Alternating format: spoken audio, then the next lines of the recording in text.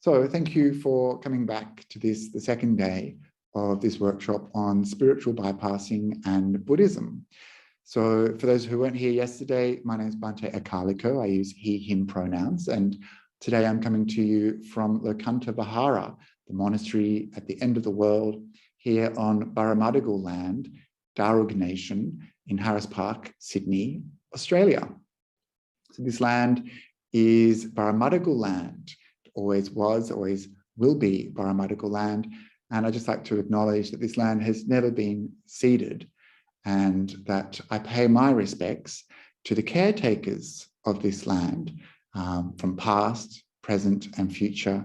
And I also extend that respect to any First Nations person who's joining us today. So thank you for being here. I'm not quite organized, but I think all I need to do really is just resort to using my slides again so that I can hide away. So one of the weird things for me since the pandemic started is having to do a talk, not really looking at anyone, but just seeing my own image. And I think that's why I started using slides, so I could kind of distract everyone and focus on something else, not me.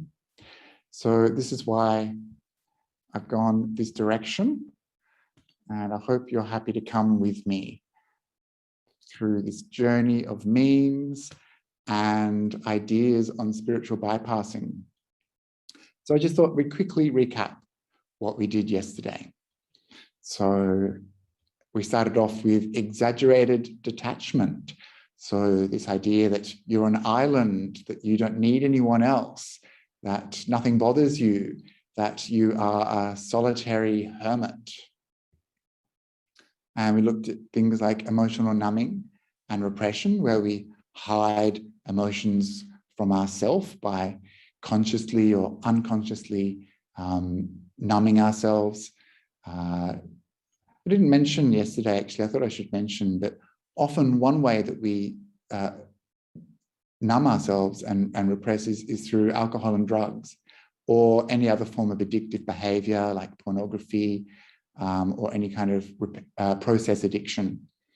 And so sometimes we can actually have a spiritual dimension to those things that is part of that spiritual bypass. We also looked at hyperpositivity, love and light, good vibes only, being happy all the time, no so-called negative emotions, i.e. no reality. And we also looked at anger phobia, so this kind of conflict avoidant type of personality or performance.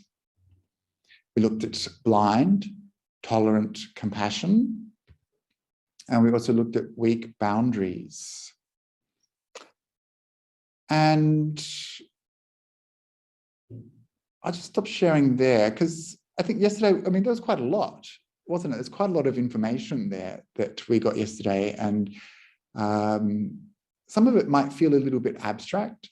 So I thought I'd start today just by describing one situation where all of those things kind of came together in my experience. And I was just chatting with Bhante Sujato about this today, that I remember being on retreat once when there was I was sitting on the platform.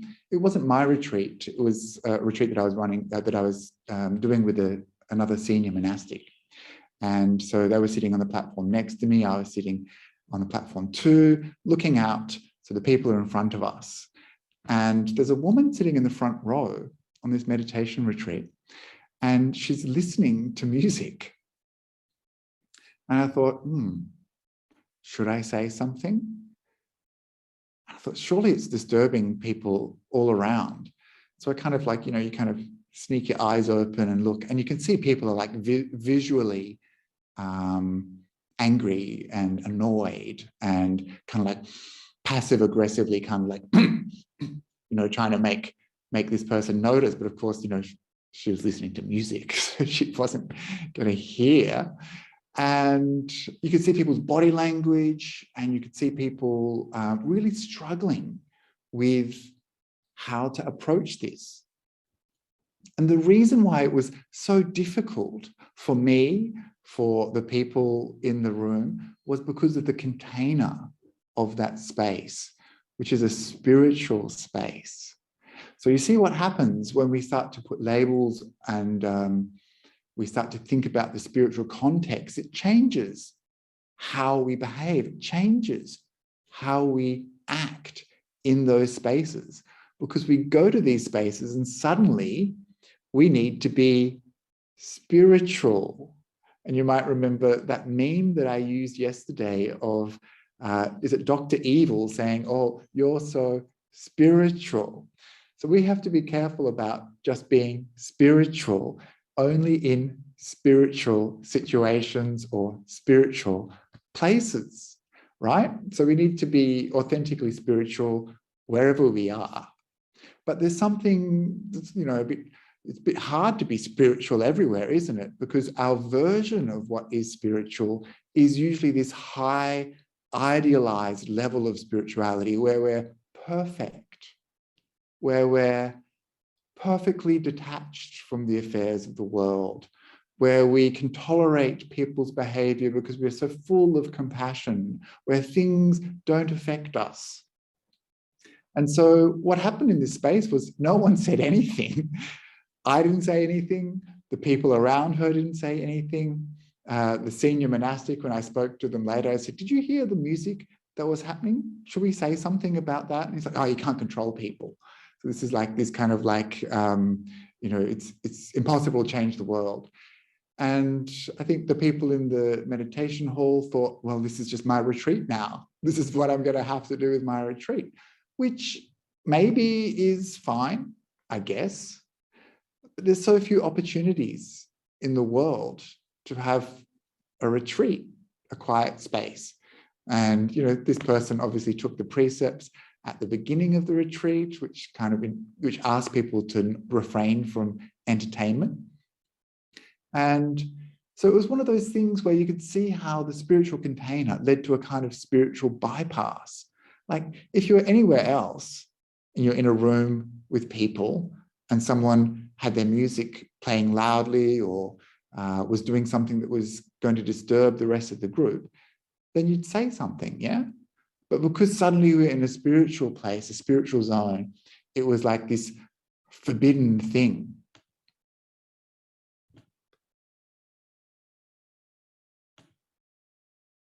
Just trying to share, there we go. So in that one example, we have this exaggerated detachment. The person involved was an island.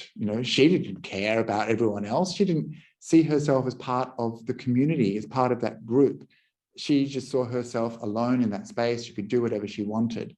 And the people around her too were being exaggeratedly detached. I'm not going to let this affect me. I'm not troubled by the things of the world. I'm equanimous with everything, even though actually they weren't. They were irritated, they were annoyed, they were angry, they were put off, they were bothered. And what did they do? They used emotional numbing and repression to pretend that it wasn't bothering them, that they were doing some sort of spiritual work, which on one level is true, of course they were, but on another level, they might have been denying their authentic feelings. And this is because of this hyperpositivity idea, as a good person, as a spiritual person, as a Buddhist person, we can't be negative and a downer. We can't be like a killjoy. We have to be positive all the time. And this affects the way we perceive ourselves and the way we perceive situations.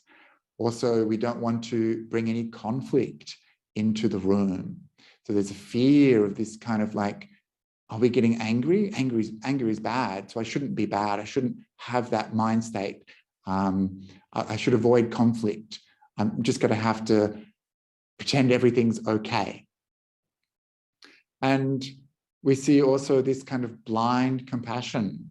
So we focus on this one person. So she's causing a disturbance, but we should feel compassion for her. She doesn't know what she does. She doesn't see how much harm she's creating in this moment for herself and for others. We do this kind of performance of compassion. But it's not a compassion with wisdom, because all these other people in the room also matter. Their meditation retreat also matters. But where was the compassion for them? And also weak boundaries. We have these, I shouldn't put up any boundaries, like I should just accept whatever comes. Other people can do whatever they want. It doesn't affect me. This is that kind of thing where people overstep healthy boundaries and become oppressive, or they do something which affects us and we don't say no. So can you see how that is spiritual bypassing? Does that make sense to you? That we use this spirituality as a means to try to understand our reality in that context. And we use these teachings, we misuse these teachings that we've heard or absorbed, and we misapply them, we misconstrue them. And I was reminded of a passage from the suttas where the Buddha had a similar kind of experience, not quite the same, but similar, where he was trying to sit in meditation. And there was a large group of young monks, and they were noisy. And they were really noisy, actually. And they were so noisy that the Buddha was bothered by it. And which is good to know, right? He complained to the people who were looking after the monks and said, what's going on? They're so loud. It's like they're a bunch of fisher people from the village. What's happening here? Why are they behaving like this? And they told them to be quiet.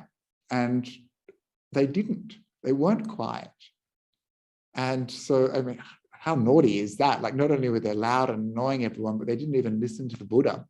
And then what the Buddha did was he got up and left, and the Buddha getting up and leaving is a big sign that something has gone wrong. But he didn't just sit there and pretend that it wasn't happening. He didn't just sit there and bite his tongue. He said, this is a problem. He was aware of the purpose of people being there. They're trying to meditate. And he tried to make an action happen, asked them to be quiet. And when it didn't happen, he removed himself from the situation. So slightly different approach. And you often see that in the Buddhist texts, when we take the time to read them, we see that the Buddha wasn't this passive walkover. He was someone who had very strong boundaries. He was someone who criticized when he thought there was reason to criticize. He didn't just take this kind of, he didn't take an approach where he didn't avoid conflict. He would speak up. He would say, oh, I don't agree with that, or this isn't how I see it, or this is unpraiseworthy. You shouldn't do this. You shouldn't do that. But then you compare that to how we're kind of trained in spiritual communities today, or the feelings that we kind of get when we go to a retreat center or a monastery or a temple. And the culture there is quite different. We're kind of like, oh, you shouldn't make a fast, you shouldn't be this, you shouldn't do that, you should never say this, you should never do that. And sometimes it's quite different from the kind of authentic real world that you get from the Buddhist teachings. And I sometimes just wonder how this happened, that we kind of created this very different culture, and that we created this very artificial and maybe slightly brittle, maybe a little bit like a hothouse environment, where we separated our spirituality from the way we behave in the rest of the world. And we created this artificial environment where only this place we are spiritual. Only this place do we do this kind of performance of spirituality. And then the rest of the world, we might not give it the same attention. We might not think of applying our spirituality in the same way in different contexts. And that's, in a way, that's a problem, because it means that we don't integrate our spiritual practice into our life, and we don't bring our other life into our spiritual practice. They're separate. They're not resolved. They're not authentically integrated. And this is when spiritual bypassing occurs. And so what we're looking at in the rest of this session is really around that, that gap between reality and our fantasized version of reality, of spiritual practice. And so today we're going to be looking at lopsided development, so especially the cognitive over the emotional. We're going to again come back to this, and this is something that I touched on yesterday, this judgment about the shadow self, that part of ourself that we don't want to look at. We're going to look at what happens when we devalue the personal relative to the spiritual or the transcendent. And I'll explain these terms, they're a bit complicated. And the last one, this delusion of attainment or enlightenment. So we'll plow on because I'm mindful of time. So I touched on this yesterday, this idea that we have this part of ourselves that we don't like to look at, that we don't like to see, that we hide from ourselves, hide from others, especially because we're spiritual people. We're good spiritual people. We're good Buddhists. We don't like to have this idea that we might be a complicated person. We just like to keep it simple. I'm a spiritual person. I'm a good person. I'm a Buddhist. I don't have these problems, do I?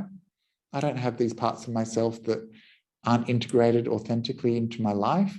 And this is that shadow that follows us around, that maybe isn't as light or sunshiny as we would like it to be, but this part of ourself that might get angry from time to time, or that might do things that are against the precepts, or might not be the kind of person that we project to the outside world. This idea that spiritual people shouldn't have negative emotions, feelings, thoughts, or desires. Negative, even this word negative is kind of not very helpful. We hide and repress perceived undesirable qualities. This does relate very closely to the experience of shame and a fear of exposure, a sense of not being worthy, which is what a lot of people feel, and a fear of losing control. This inability to acknowledge and accept our whole self. And of course, this means we simply can't integrate the work we do inside ourselves and this outside performance of ourselves, our spiritual self. This leads to self-deception, hypocrisy, cognitive dissonance, and sometimes it will lead to anger or rage. And as I talked about yesterday, this is a missed opportunity for growth on the spiritual path. And the problem is, it performs this idealized version of spirituality. So we'll just look at a few slides. Oh, looks like we're just going to be stuck in this loop, maybe. Oh, there we go. So this is an image that I showed yesterday, and yesterday I had my Buddhist face and my authentic feelings or something like that on where these labels are. But this was the original image that I found on the internet once. And I think it's useful because you could add any label to these situations and it would work for spiritual bypassing. And so we have this I guess with sexual desire especially, it's something that is private and is something that we're conditioned to keep secret. Maybe there's some shame around our sexuality, our sexual orientation, the things that we enjoy or desire. And society reinforces that all the time. And so I want to make this analogy here between that kind of sexual repression and a spiritual kind of repression that we do. So it might be partially around sexual desire, it might be around other forms of desire like food or entertainment or anything like that. Or it could be around things like anger or resentment or greed. And these things are the kinds of things that we like to hide from our spiritual companions, or hide from our teachers, hide from ourselves. And of course, that creates this problem because we have this version of ourselves that we project to the world, and we have this other version inside of us that doesn't relate, that doesn't get let out. And because of how we're taught to think about these things, often in spiritual circles, that these things are defilements, they're negative, they're problematic, they're unwholesome, they're unskillful, then we start to kind of create a monster in our mind out of them. And they can become a monster too, because repression sometimes makes these things grow even stronger. You're sitting there meditating and you think, oh, I'd love to have a piece of chocolate cake. And think, oh no, I don't deserve chocolate cake. I'm not worthy of chocolate cake. Plus I'm meditating, I should meditate harder. Oh, but the chocolate cake, the chocolate cake, the chocolate cake. And then this thing, which is just a small thing, can become this big, huge desire in your mind and overwhelm you. And then the next thing you know, you're getting up, you're going to the fridge and grabbing the chocolate cake. And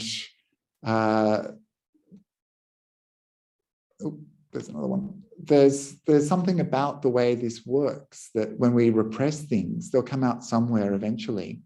And there's something about the spiritual path that doesn't allow us to see these parts of ourselves as spiritual, that there is sexual desire, that there is greed, or there is anger, or whatever, that there's something that shouldn't be talked about, or we shouldn't let out, because we've perceived it as a kind of monster. The problem is, though, that people end up putting on this spiritual face. In Theravada monasteries, some people call this the Arjan face. So it's the face that people show to the Arjan, so the teachers, the senior monks.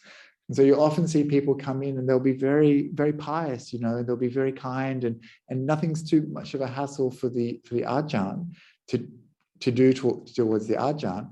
But then you see them turn around and yell at the lay people or yell at their children and be mean.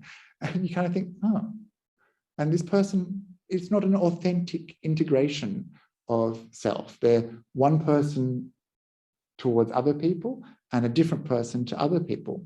So if they think of themselves in that spiritual context, oh, this is who I am, but they can't see themselves in that other person who's like, then there's a problem there. They're only identifying with the positive. They're only identifying with the idealized version of themselves, the idealized version of their spiritual self. They're not identifying with this angry person over here, but that's the person that they need to identify with. They need to see, this is part of me. This is how I behave. This is something that affects other people and myself. And then they need to recognize this is a drawback. This is a problem. This is something that I should let go of. And they're only going to be able to do that if they can authentically see with clarity that part of themselves.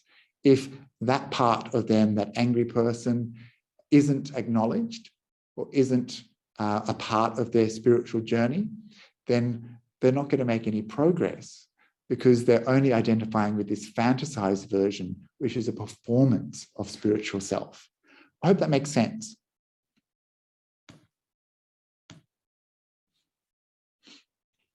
And so we all have this work to do, identifying these parts of ourselves that we hide from ourselves and others.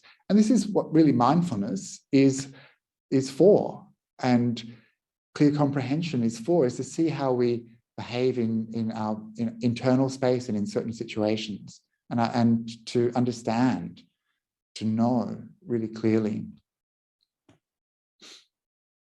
Similarly, anyone who's on social media can identify with this fully curated and fake online persona where you're always happy, always smiling, always doing wonderful, good things.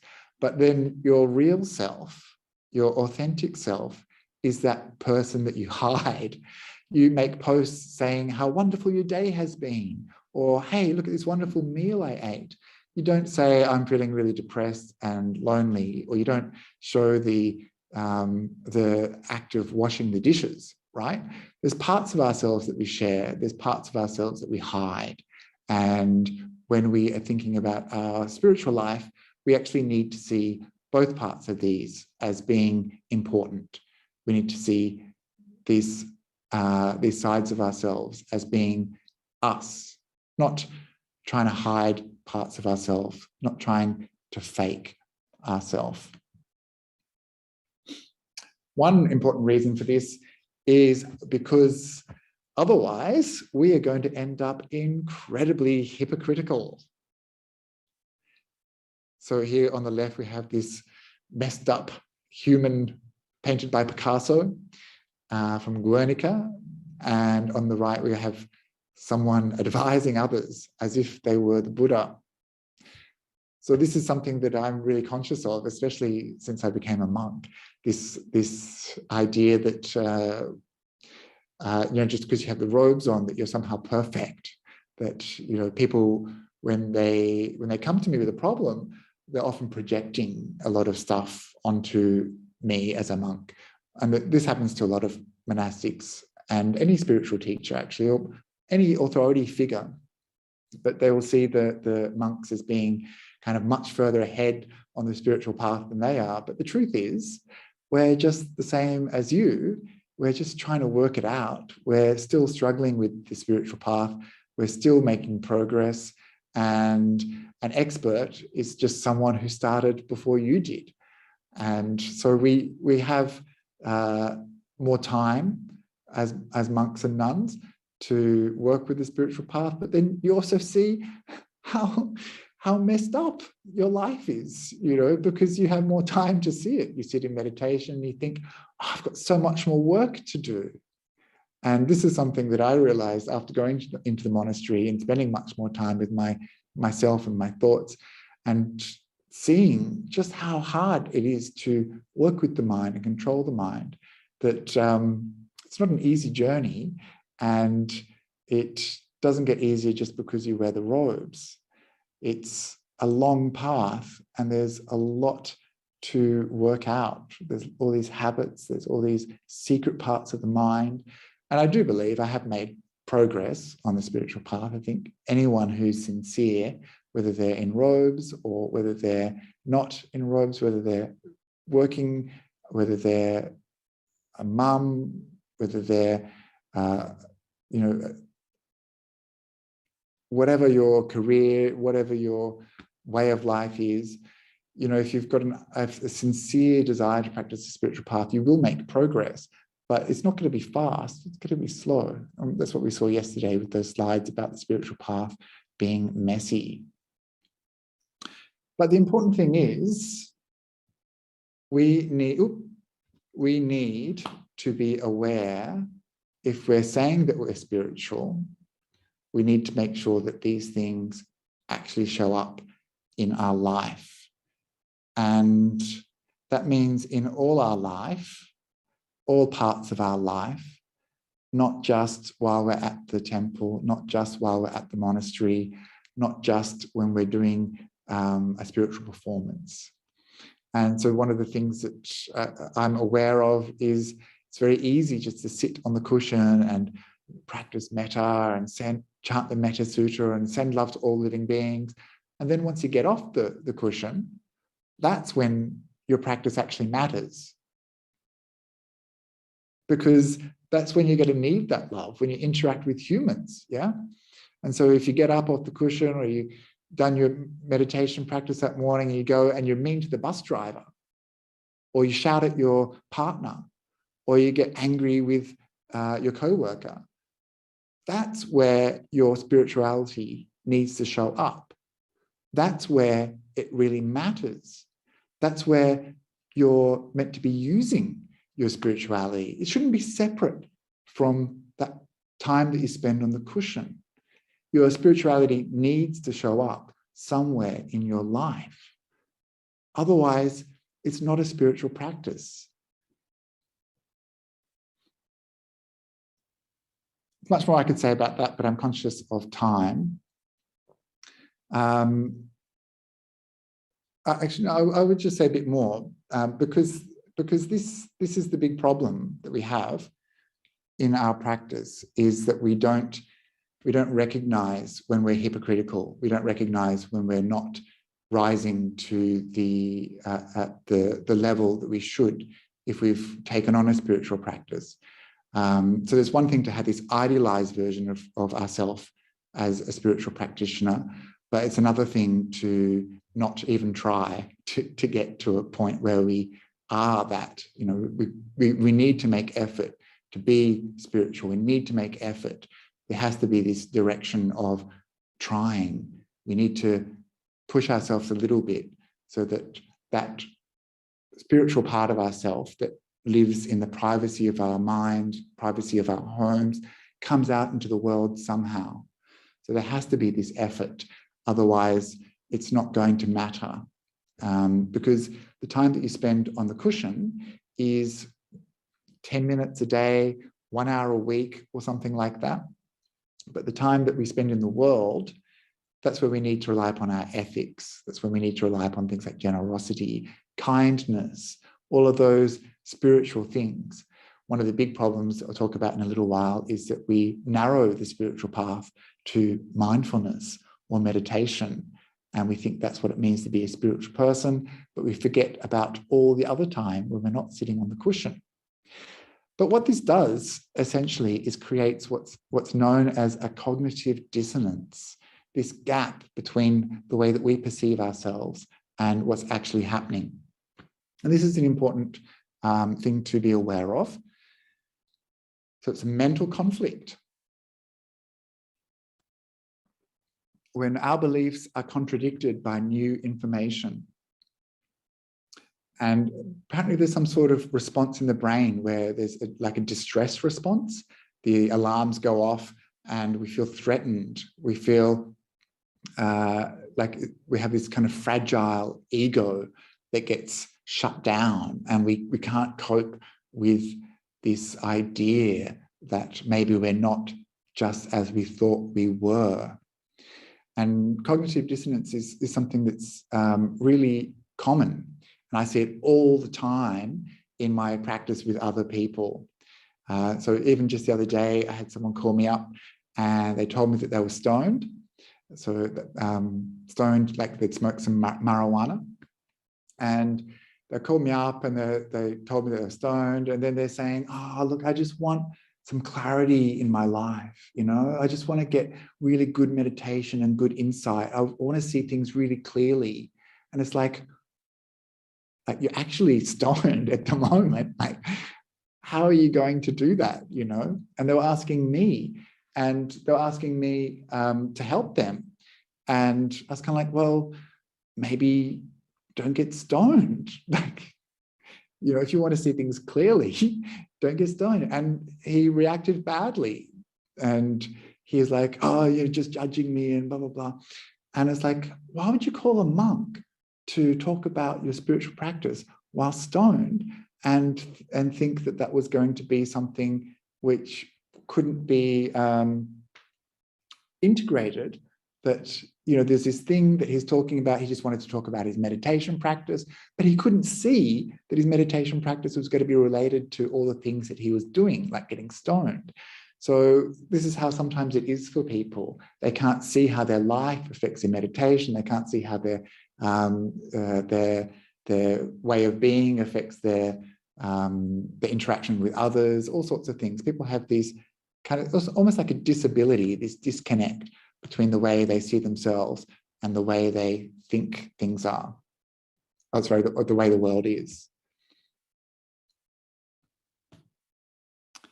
Another example is when there's a part of ourselves that might say something that's racist or sexist or homophobic, and we can't see that as being racist or sexist or homophobic, and we can't see ourselves as other people would see us. So this is also a kind of cognitive dissonance. And then when we look in the mirror, maybe we see things slightly differently. If we look and if we see ourselves as we really are. And so this is important because, as I said before, we have this idea of ourselves as being a good person. And this is the most dangerous self-view to have, in a way. I'm a good person, I'm a spiritual person, I'm a Buddhist. How could I do anything wrong?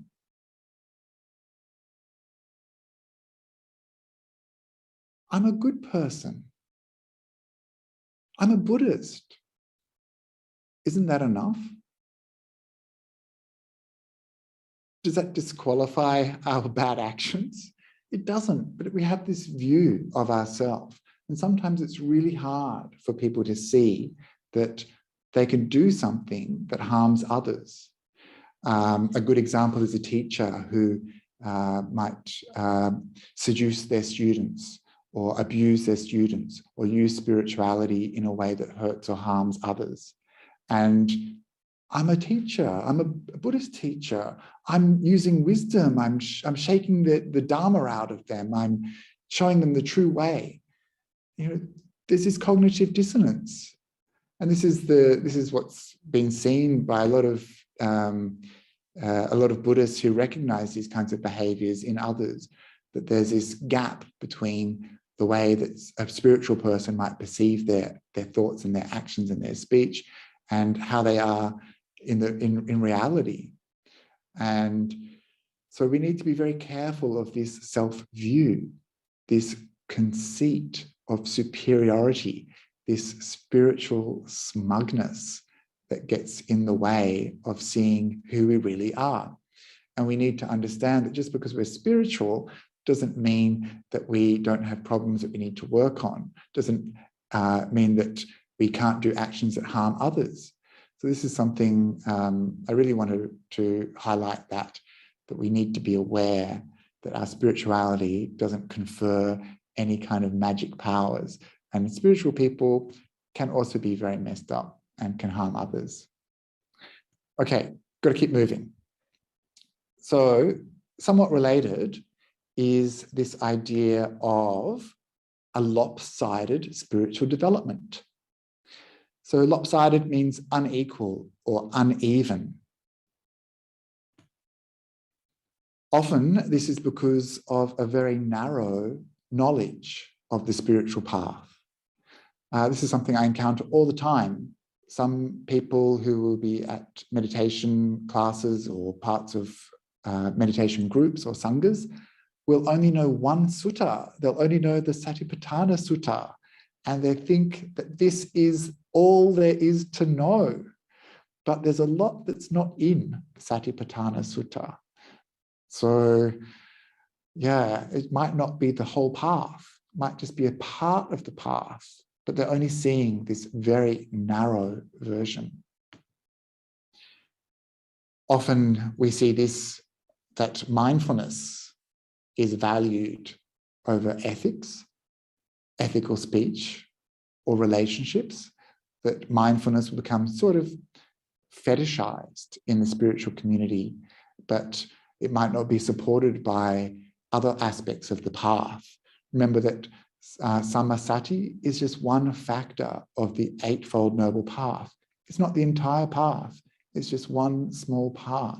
It's an important part, but if it's misused or misunderstood, then it might not help. What happens is that people can become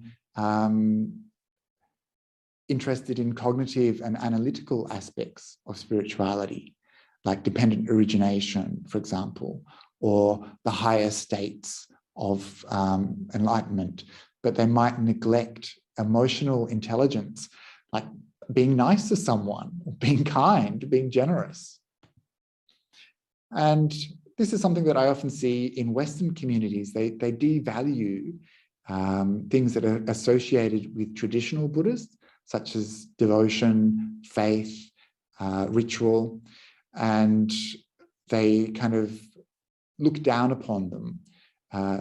There's a slightly racist thing that might be happening here, or a cultural bias against Asian culture, that, you know, Westerners might have the truth and the intelligence that is lacking in other areas, you know. And this, of course, is wrong, and they miss out on an incredible aspect of the spiritual path because of this lopsided spiritual view. Often this is people with only academic knowledge, completely theoretical knowledge, which they value over real experiences and subjective knowledge. You see this often. People will tell me what being a monk is like, and they've never been a monk or never visited a monastery. And you think, okay. Or they'll tell you what it means for someone to be enlightened, and they haven't really got there themselves. Or they'll tell you what a spiritual person should be like, that should be this kind of theoretical, idealized version. So the problem, of course, is that this means that people's spiritual life remains very fragmented, uneven, and unintegrated, just like I was talking about before, you know, that you can sit on the cushion and have a good meditation experience, but then your spirituality is left behind. It's not taken out into the world, and you don't see the rest of your life as being part of your spiritual practice. I've noticed that people who have this lopsided spiritual development often have very rigid views, fixed views about what spirituality is and what the right way to do something is. And that there are certain things that are right and there's certain things that are wrong. And it's very fixed, it's very black and white, it's not very grey. Often it's not very sophisticated, it's very uneven. And because their spirituality isn't integrated, they have poor communication, bad relationships and interactions with others, because their spiritual practice is just a theoretical thing. All of these things should improve as you go along the spiritual path, hopefully. And of course, they're like this frustrated perfectionist. They have a perfect plan, a perfect spiritual plan, but life and reality is messy and keeps on getting in the way.